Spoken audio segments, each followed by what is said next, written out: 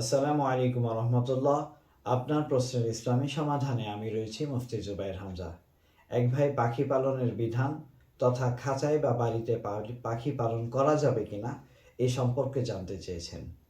জবাব: আল্লাহু আ'লামু বিসওয়াব।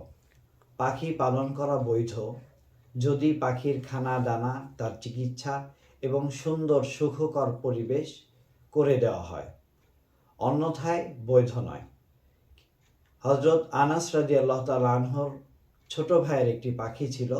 রাসূল সাল্লাল্লাহু আলাইহি ওয়াসাল্লাম যখন সে বাড়িতে যেতেন তখন তার ছোট ভাইকে বলতেন, ইয়া আবা উমাইর মা ফাআলান নুগাইর। হাদিসটি বুখারী শরীফের 5850 নং হাদিস।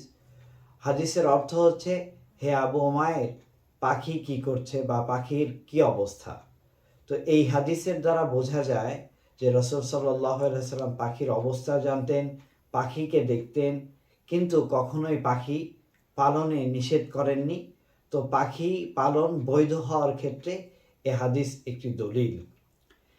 বুখারী শরীফের ব্যাখ্যাকার আল্লামা ইবনে হাজার আসকালানী রহমাতুল্লাহি আলাইহি বলেছেন যে পাখি পালন করা বৈধ এই হাদিস দ্বারা স্পষ্টতরভাবে জানা যায়। তবে উক্ত ব্যক্তির জন্য, যে পালবে, উক্ত ব্যক্তির জন্য আবশ্যক এবং ওয়াজিব হলো তার খানা দানা এবং পানীয়, চিকিৎসা যা যা প্রয়োজন সঠিক সময়ে সেগুলোর আঞ্জাম দিতে হবে। অন্যথায় যদি অলসতা থাকে, গাফলতি থাকে, তার জন্য পাখি পালন করা বৈধ নয়।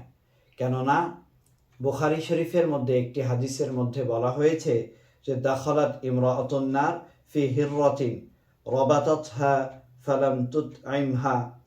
উক্ত হাদিসের মধ্যে বলা হয়েছে যে একজন নারী একটি বিড়াল ছিল, বিড়াল রাখতো, সে সেটাকে বেঁধে রাখতো, খাবারও দিত না, আবার ছেড়েও দিত না যে ঘুরে ঘুরে সে খাবে।